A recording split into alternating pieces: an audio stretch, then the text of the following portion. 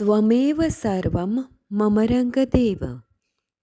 દત્ત ભાગવતનું બિરુદ પામેલ શ્રી રંગ અવધૂત શ્રી વિરચિત શ્રી ગુરુલીલામૃત ગ્રંથ આવાગમનના ફેરામાંથી મુક્ત કરાવે છે. જાણે બ્રહ્મરસાસ્વાદે ભર્યો નર્યો ગ્રંથ સાધ્યંત.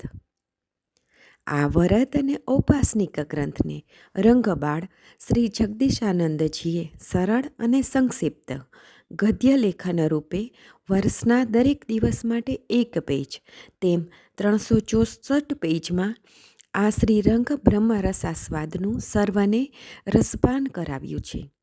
તે ક્રમમાં દરરોજ શ્રવણ કરીએ. દત્તબાવનીના ગાન પછી આ 1 પેજનું પઠન કરવું શ્રેયસ્કર છે. સપ્તાહ 33 સોમવાર. અલગજી કહે છે કે હે નિરંજન, પાડગાંવ મંદિરની અને મૂર્તિની અવ્યવસ્થા જોતા આચરેકર બુવા અતિ ખિન્ન થયા. ગામ લોકોને ભેગા કરી મંદિર દેવ પૂજાનો ઉપદેશાત્મક બોધ દેતા ગામ લોકોએ મૂર્તિની પ્રતિષ્ઠા આચરેકર બુવાના સાનિધ્યમાં તેમની જ આજ્ઞા પ્રમાણે બધી જ વિધિ કરવાની સંમતિ આપી. ગામ લોકોને આનંદ આવ્યો. પાડગાંવકરના જાગીરદાર ગોસાવીને પોતાની જાગીરદારીની સંપત્તિના અભિમાનને કારણે મંદિરનું આ કાર્ય થાય તે તેને ગમતું ન હતું. તેણે આ કામ કરવા માટે બધાનો વિરોધ કર્યો. ગામ લોકોને આચરેકર બુવાની વિરોધમાં થઈને લોકોને ખોટા માર્ગે દોર્યા. આચરેકર બુવાને આ વાતની ખબર પડી. બુવાએ દેવનું આ શુભ કાર્ય કરવા ફરી સમજાવ્યા. લોકો માન્યા નહીં. તે જ ક્ષણે પાડગાંવમાં મહામારીના રોગનો ઉપદ્રવ શરૂ થયો અને જે લોકો આ દેવ કાર્યમાં વિરોધ કરતા તે બધા જ આ રોગનો ભોગ બન્યા. આચરેકર બુવાએ કહ્યું કે દેવના કાર્યમાં જો તમે બધા ફરી ઉત્સાહથી ભાગ લેશો તો તમને રોગનો ભય રહેશે નહીં અને રોગ મટી જશે. થયું પણ એવું જ. બધા જ એક થઈને અતિ ઉત્સાહથી દેવના કાર્યમાં જોડાયા. જાગીરદારને ઘમંડને કારણે ફરી પાછો બધા બ્રાહ્મણોને બોલાવ્યો અને તેને આચરેકર બુવાની વિરુદ્ધ ચડાવ્યા અને આચરેકર બુવાની ટીકા નિંદા કરી એમના માટે અભદ્ર વેણ કાઢી તેમનું અપમાન કર્યું. આચરેકર બુવા અતિ ક્રોધિત થઈ ગામ છોડી જંગલમાં ચાલ્યા ગયા. આ વાતની જાણ થતાં જ શાસ્ત્રી બુવા તેમને સમજાવીને માણગાંવમાં લઈ આવ્યા. આચરેકર બુવાનું મન શાંત થયું. આચરેકર બુવાએ પાડગાંવ છોડ્યા પછી એક ઉપર એક અનેક સંકટો આવવા માંડ્યા. પાડગાંવના લોકો માણગાંવ આવી આચરેકર બુવાની માફી માંગવા લાગ્યા, પરંતુ બુવાએ તેમની આજીજીને સાંભળી નહીં. છેવટે શાસ્ત્રી બુવાને વિનંતી કરવા લાગ્યા. શાસ્ત્રી બુવાને લોકો પર દયા આવી અને દીનજનોનું રક્ષણ કરવા આચરેકર બુવાને સમજાવ્યા. બુવા શાસ્ત્રી બુવાની વિનંતીને માન આપીને ગ્રામજનો સાથે શાસ્ત્રી બુવા અને આચરેકર બુવા તેમ બંને પાડગાંવમાં આવ્યા. જાગીરદારને આ વાતની ખબર પડતા જ તે બ્રાહ્મણોને લઈને આચરેકર બુવાનો વિરોધ કરીને બુવાને અતિ ક્રોધથી ગમે તેમ બોલવા લાગ્યો. ગમે તેવા અભદ્ર મેળ સાંભળીને આચરેકર બુવાને અતિ ક્રોધ ચઢ્યો.